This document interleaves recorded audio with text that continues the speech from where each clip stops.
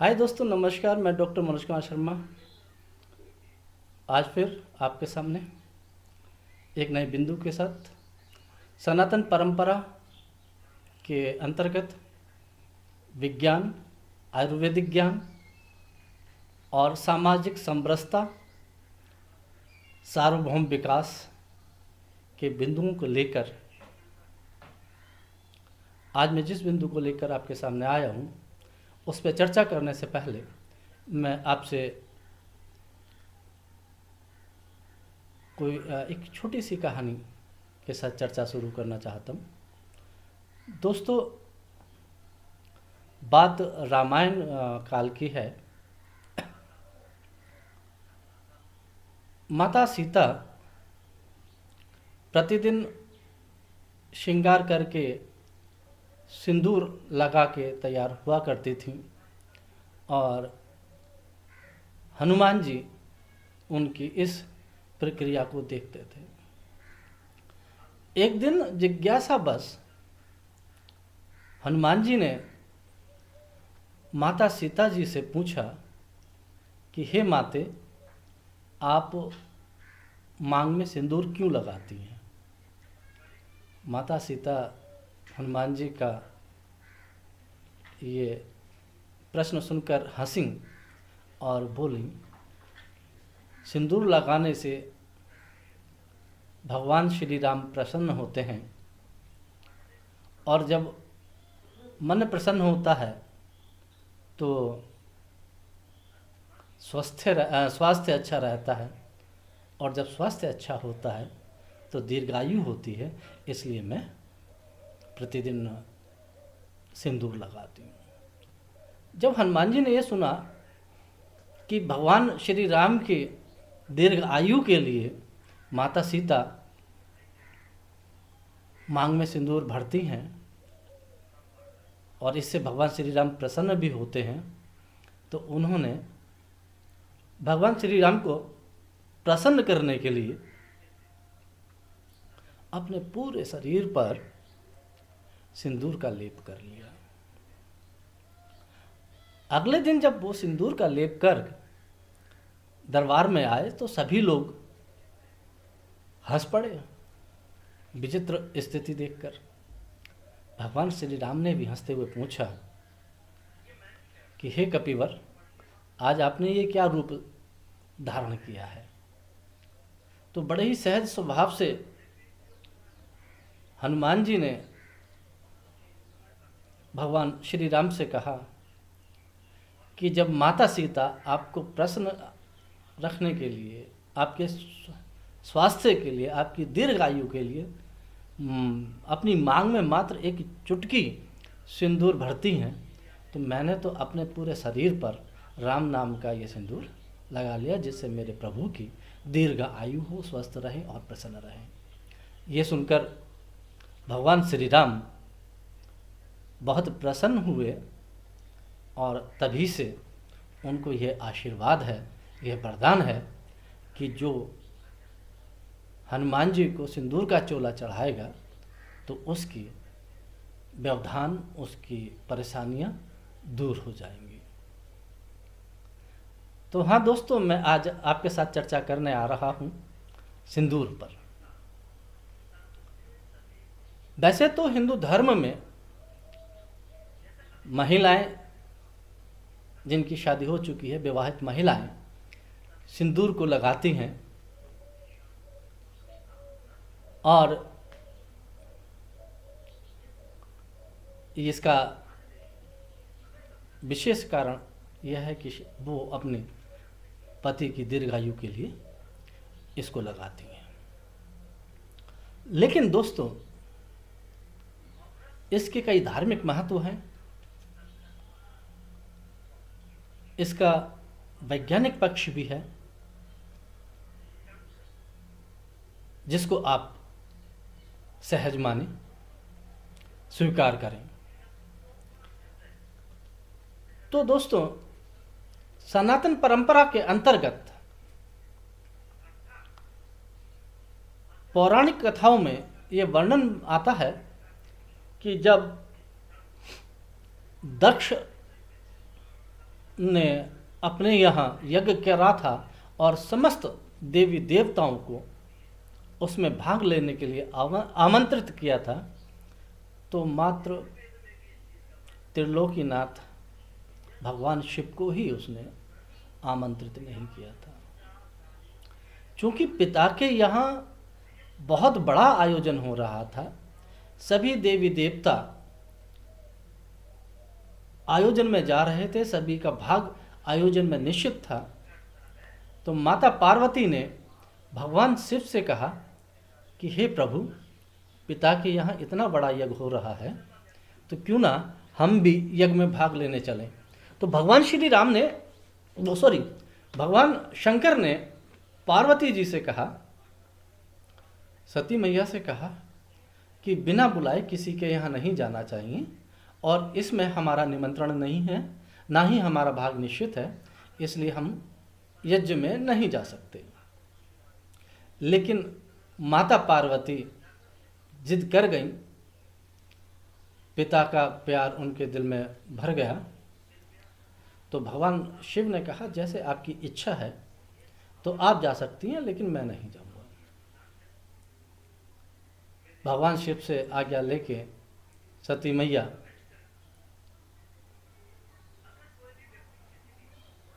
दक्ष के राजप्रसाद की ओर चल दी। जब वो दक्ष के राजप्रसाद में पहुंची और उन्होंने वहां पर सभी देवी देवताओं को देखा, उनके भाग को निश्चित देखा, और इस चीज को अनुभव किया कि उनके पिता ने उनके आने पर कोई खुशी व्यक्त नहीं की। इस बात से वो बहुत ज़्यादा रुष्ट हो गई और उसी यज्ञ में उन्होंने अपना दाह कर लिया। तो अब सनातन परंपरा के अंतर्गत जो पौराणिक ग्रंथ आते हैं, उसमें ये मान्यता है कि जो महिलाएं, विवाहित महिलाएं मांग में सिंदूर लगाती हैं, वो अपने पति के सम्मान के हेतु भी लगाती हैं। तो दोस्तों, एक तो ये धार्मिक कथा प्रचलित है इसमें। इसके अलावा एक मान्यता के आधार पर यह है कि सिंदूर को माँ लक्ष्मी का भी प्रतीक माना गया है, और ये माना जाता है जिस जगह विवाहित महिलाएं सिंदूर लगाती हैं उस जगह माँ लक्ष्मी का वास होता है। और दोस्तों, पृथ्वी पर यह माना जाता है कि मात्र 5 जगह लक्ष्मी का वास होता है, तो उसमें से एक स्थान यह भी है जहां विवाहित महिलाएं सिंदूर लगाती हैं। इसीलिए दोस्तों, स्त्री को देवी स्वरूपा कहा गया है। इसके अलावा सिंदूर का जो ज्योतिषीय महत्व है, ज्योतिष के अनुसार माथे पर जो है मेष राशि का वास होता है, और मेष राशि का जो गुरु है, ग्रह, वो मंगल है। मंगल का रंग लाल होता है, इसलिए मंगल को प्रसन्न करने के लिए विवाहित महिलाएं अपने मांग में सिंदूर भरती हैं। बहुत सारी व्यवस्थाएं हैं, बहुत सारी बातें हैं। एक अन्य ज्योतिष मान्यता के आधार पर यह माना जाता है कि जिन लोगों को मांगलिक दोष होता है, जिनके विवाह में मांगलिक दोष के कारण देरी आ रही होती है, या दाम्पत्य जीवन में कोई आपत्ति आती है, तो शुक्ल पक्ष के मंगलवार को हनुमान जी के मंदिर में जाकर सिंदूर का दान करें तो मांगलिक दोष दूर हो जाता है। इसके अतिरिक्त अगर आर्थिक तंगी का दौर हो, आपका व्यवसाय ना चल रहा हो, तो ये भी माना जाता है दोस्तों कि एकाक्षी नारियल आप लें और उस पे सिंदूर से टीका करें, सिंदूर लगाएं, लाल कपड़े में बांधकर उसको आप अपनी तिजोरी में रख दें या अपने व्यवसाय जहाँ है आपका, जहाँ पैसा लेन देन करते हैं वहाँ रख दें, तो इससे आर्थिक तंगी दूर होती है, सुख समृद्धि का आगमन होता है। अब दोस्तों सबसे बड़ी बात यह है कि ये धार्मिक कार्यों में तो पूजा जाता ही है, जो तंत्र धर्म में पूजा जाता है सिंदूर का तो महत्व बहुत है। तंत्र धर्म में भी सिंदूर को प्रयोग किया जाता है। जैसे अगर आप देख लें, गली चौराहे में कुछ लोग तो टोना टुटका करके रख देते हैं, उसमें हल्दी रखते हैं, रोली रखते हैं, सिंदूर रख देते हैं, चंदन रख देते हैं। इसलिए जादू टोने में, तंत्र में सिंदूर का अत्यंत महत्व है। ये माना जाता है अगर कोई परीक्षार्थी परीक्षा देने जा रहा है तो पुष्य नक्षत्र योग हो या शुक्ल पक्ष का पुष्य नक्षत्र आए, उसमें गणेश जी के मंदिर में जाकर या गणेश जी को सिंदूर का दान करें तो परीक्षार्थी को अपेक्षित परिणाम मिलता है। ये भी एक तंत्र है। इसके अतिरिक्त ये माना जाता है कि अगर किसी को रक्त संबंधी रोग है तो वो व्यक्ति अपने ऊपर से 7 बार सिंदूर उतारकर बहते हुए दरिया में सिंदूर को प्रवाहित कर दे तो रक्त संबंधी दोष दूर हो जाते हैं। इसके अलावा दोस्तों ये भी माना जाता है कि अगर आपके कर्ज की समस्या है, आपका धन नहीं आ रहा है, आपका व्यवसाय मंदा चल रहा है, तो उसका एक तंत्र यह भी है कि आप स्यार सिंगी लें, उसे एक डिब्बी में रख दें और प्रत्येक पुष्य नक्षत्र को स्यार सिंगी पर सिंदूर का तिलक लगाते रहें और पूजा करते रहें। आपके घर में सुख समृद्धि की बढ़ोतरी होगी और आप कर्जे से भी मुक्त हो जाएंगे। इसके साथ दोस्तों सिंदूर में क्या विज्ञान है, सबसे महत्वपूर्ण बिंदु है, और मैं इसी एस्पेक्ट्स को लेकर, इसी विचारधारा को लेकर आपके सामने आता हूं कि हमारी सनातन परंपरा में, हमारे मिथ में, हमारे ट्रेडिशंस में अगर रिलीजियस पर्पस है, अगर धार्मिक उद्देश्य है, तो उसके साथ साथ कहीं ना कहीं साइंटिफिक रीजन भी है, वैज्ञानिक कारण भी है।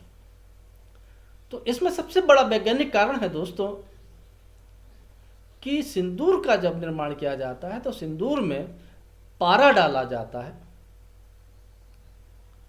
चूना डाला जाता है और हल्दी डाली जाती है। पारा, चूना और हल्दी का मिश्रण बनाकर शुद्ध सिंदूर बनाया जाता है, और यही सिंदूर सबसे ज़्यादा फायदेमंद होता है। आजकल तो पता नहीं किस किस तरीके के सिंदूर मिल रहे हैं मार्केट में, मुझे नहीं जानकारी, लेकिन ये कहा जाता है कि जो सस्ता सिंदूर मिलता है वो ओरिजिनल नहीं होता, असली नहीं होता, क्योंकि पारे का, चूने का और ये हल्दी का मिश्रण का जो सिंदूर होता है वो महंगा मिलता है। तो दोस्तों, मैं कह रहा था कि हल्दी जो है वो सबसे बड़ी एंटीसेप्टिक है पूरे विश्व में, इससे बड़ा कोई एंटीसेप्टिक नहीं है। चूना कैल्शियम की प्रॉब्लम को दूर करता है, पारा ठंडा होता है। तो दोस्तों, पारा जो है वो रक्तचाप को भी नियंत्रित करता है, और जो कामेक्षा होती है उसको भी नियंत्रित करने में पारा बहुत उपयोगी सिद्ध होता है। और ये अन्य भावनाओं के केंद्र बिंदु पर, जो हमारी जहाँ से भावनाएं उत्पन्न होती हैं, वहाँ के केंद्र बिंदु पर ये सिंदूर लगाया जाता है। इस जगह को कहते हैं पिट्यूटरी ग्रंथि, पिट्यूटरी कहते हैं। और अपने जो आध्यात्मिक भाषा है उसे कहते हैं ब्रह्मरंध्र। ये जो मस्तिष्क की जगह होती है यहाँ पर, ये पिट्यूटरी होती है यहाँ पर, और इसी को अध्यात्म में कहते हैं ब्रह्मरंध्र। यहाँ पर लगाने से मस्तिष्क शांत रहता है, हमारी बहुत सारी इच्छाओं पर नियंत्रण रहता है। तो दोस्तों, सिंदूर का वैज्ञानिक महत्व मैंने आपको बताया, उसके तांत्रिक, उसके ज्योतिष और उसके धार्मिक महत्व को मैंने आपको बताया। सनातन परंपरा में ऐसा कोई भी बिंदु नहीं जिसमें वैज्ञानिक कारण ना हो। मैं हर अपने वीडियोस में आपसे बार बार यही रिक्वेस्ट करता हूं, सनातन परंपरा को जानने के लिए ये आवश्यक है कि उसको अच्छे तरीके से अध्ययन किया जाए, उसको जाना जाए, और तदोपरांत इसके उत्थान में लगा जाए। और आप सबका सहयोग इसमें बहुत ज़रूरी है। हम सब लोग मिलकर एक साथ जब प्रयास करेंगे तो फिर से सनातन परंपरा पल्लवित होगी। इसी के साथ मैं अपनी वार्ता को समाप्त करता हूँ, और फिर से आपसे रिक्वेस्ट करता हूँ, जिन लोगों ने मेरा चैनल अभी तक सब्सक्राइब नहीं किया है, सब्सक्राइब करें। मेरे जो वीडियोस हैं उन पे कमेंट्स करें, लाइक करें, ताकि मुझे आप लोगों का आशीर्वाद मिलता रहे, सहयोग मिलता रहे, और सनातन परंपरा पर मैं आपके साथ इसी तरीके से वार्ता करता रहूं। इसी के साथ धन्यवाद, नमस्कार।